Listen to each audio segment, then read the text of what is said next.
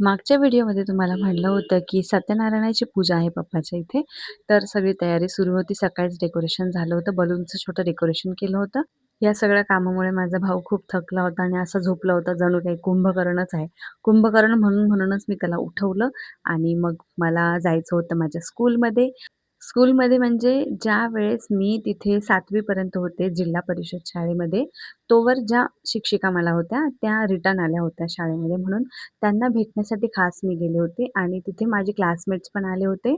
दोघं जण मनोज आणि पल्लवी. बाकी जण काही येऊ शकले नाही आणि ह्या आत्ता ज्या होत्या ना, त्या प्रीती संखे मॅम आणि अगोदर ज्या होत्या त्या हर्षला मॅडम.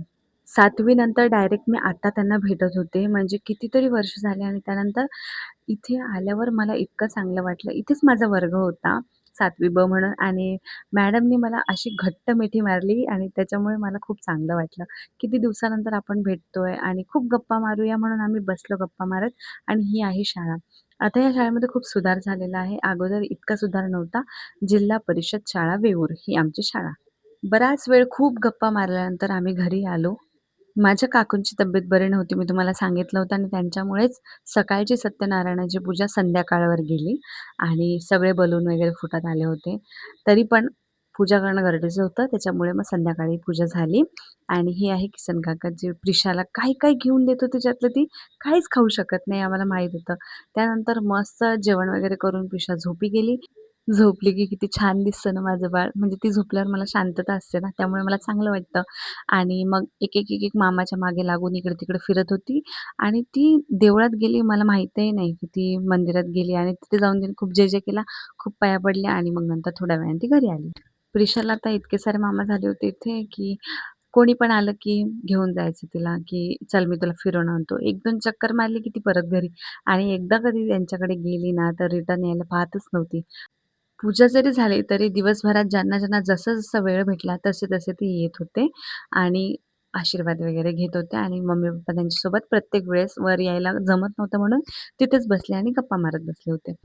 प्रिशाला कितीही रोकटोक केली, की "तू हात नको लावू बाई प्रिशा, कुत्र्याला हात लावायचा नसतो." तरी पण तिने हात लावायचं ठरवलंच होतं आणि तिने खरंच तर लावलंच.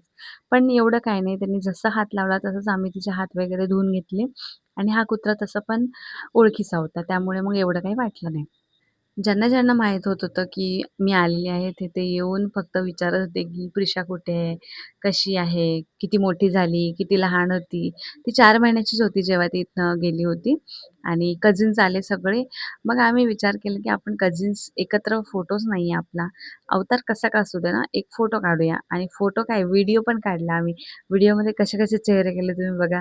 ह्यालाच म्हणतात ना कझिन्ससोबत असण्याची मजा. ह्या एक मामी आहेत तिथे राहतात. त्यांच्याकडे प्रिशा लगेच म्हणजे आतुरतेने गेली जशी काही ती त्यांना ओळखतच होती आणि त्यांच्या प्लेटमधलं सगळं सामान तिने पाडून टाकलं आणि रात्र झाली तेव्हा विशू फक्त जोराजोरात म्हणत होता, की "मला इंजेक्शन घ्यायचं, मला ताप आलाय" आणि विनाकारण तो डॉक्टरकडे इंजेक्शन घेण्यासाठी गेला. पण डॉक्टरनी काही त्याला इंजेक्शन दिलं नाही. फक्त गोळ्या दिल्या आणि घरी पाठवलं. डॉक्टरने इंजेक्शन दिलं नाही म्हणून नाराज होता आणि मग घरी आलो. घरी आल्यावर फुला आंटी आणि भोला अंकल आले होते. हे लहानपणी आमच्या बाजूलाच राहायचे. त्यांनी प्रिशाला घेतला आणि ते म्हणाले, की "ही पूजाच आहे आमच्यासाठी." बाकीच्या गप्पा नेक्स्ट व्लॉगमध्ये. आज मॅडमला आठवण आली आणि त्यांनी आम्हाला 7वीतला आमचा फोटो पाठवला. हा बघा तो फोटो. बाकी चॅनलला सबस्क्राईब करायला विसरू नका.